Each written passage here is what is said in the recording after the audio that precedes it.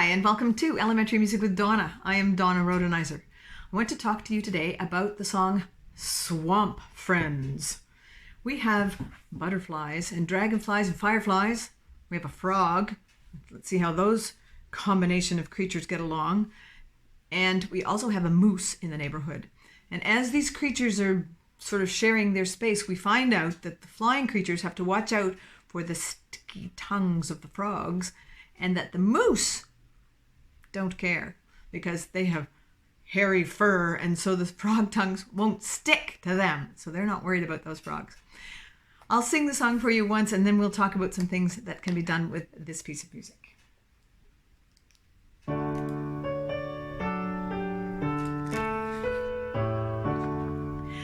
Butterflies, dragonflies, fireflies, frogs, all fly or swim in the swamps and bogs.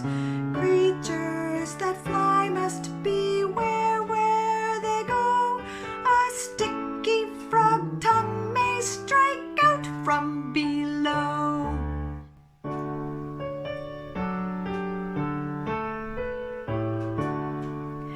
Neighborly moose often wander around. They like to stroll through the swampy ground. Mooses don't worry about things that fly, and frog tongues don't stick to their hairy moose hides. So we will have students that will immediately get the humor of that sticky frog tongue trying to attach itself to a moose. You might have to talk about the fact that you have one moose or you have two moose, and you usually don't say mooses, but that's in quotes, so that's a little bit of a lyrical joke in there to say mooses, even though we know that's not grammatically proper English. This song falls within a D4 to D5 range, so it's a nice range for your young, light singer voices. Not so much for an alto, but they will be able to reach that fairly easily, I expect. And the phrases themselves, they start sort of at a high spot and move down through the first two phrases. Third phrase goes up, and then the final phrase has that dramatic da-dum-bum-bum, that octave jump for some dramatic effect. If you add some very crisp consonants for your diction of that sticky frog tongues and frog tongues don't stick, then you can add a little bit of dramatic diction work in there as well. You can use Swamp Friends as a study of 3/4 meter.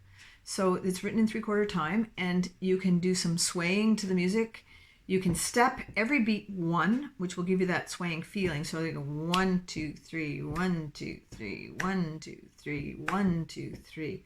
Adding scarves will give you a lovely flowing motion to feel and see that swaying of that 3-beat pattern. You can do some conducting with your students, 1, 2, 3 patterns. And you can add instruments to that. I like to do a finger cymbal because of its resonance. It will linger a little bit, and so you've got that 1, 2, 3, 1, 2, 3, 1, 2, 3, 1, 2, 3.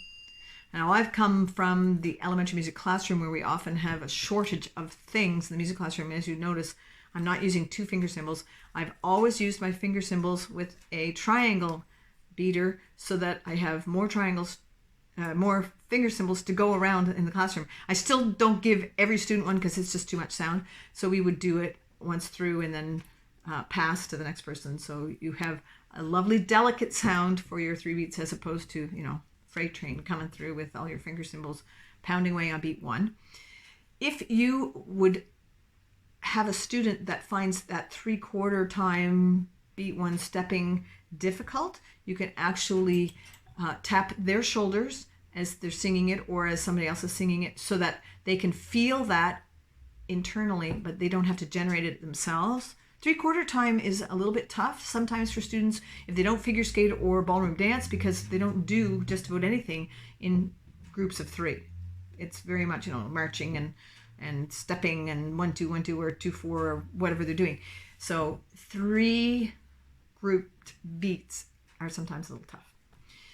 If you've got your instruments out anyway, I like adding instruments to specific words or to specific rhythmic elements. So if you're looking at the music, you could say, let's play on every half note.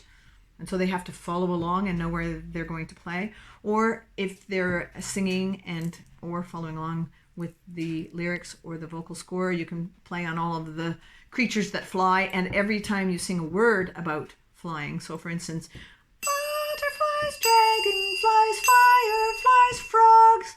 So you have to be really careful because frogs is at the end of that sequence and frogs are not going to be flying. And the next line, the word fly is in there, but it doesn't come on beat 1. So it lands on a beat 2, which is a little bit tough. So all fly or swim, right? So you're going to have to sneak that in there at just the right spot. So they really have to listen or they really have to watch to know where they're going to play their instrument. I very much enjoy using a vibraslap in my classroom. I would add this in the final phrase of the song just once, and you can let your students make some melodic decisions about the presentation. Where does this fit with the melody the best? And there is no right or wrong answer. It's what they feel is going to work the best.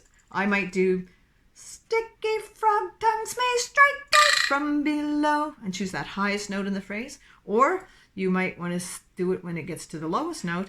Sticky frog tongues may strike out from below. Where does that feel the best to you? So you make those musical decisions about where you would like to add that sound. This song is created with a rest at the end of every phrase. So if you're adding instruments and you have decided to play on all the rests, it will be very easy to go from playing on those rests to discovering that, there's one of these at the end of each line of the music. There's your phrases. And so you can talk about phrases. And you can also use your hand and show the shape of those phrases. I said at the beginning about them sort of doing a descending sort of sequence of patterns. For the first 2 phrases, it rises through the 3rd phrase, and then that 4th phrase, with that big octave drop. I would use this song with students in my elementary music classroom, grades 1 to 3, probably. If you're doing conservatory, it's probably about level 1. So ages 8 and under. Of course, this is just a guideline, and you would have students that may gravitate toward this song who are older, and some that are younger that are going to snap that up and decide they want to do a mini musical theater piece, and this is it.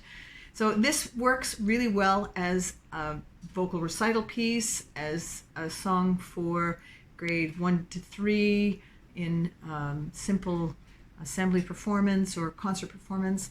And I hope you enjoy singing and doing activities with Swamp Friends.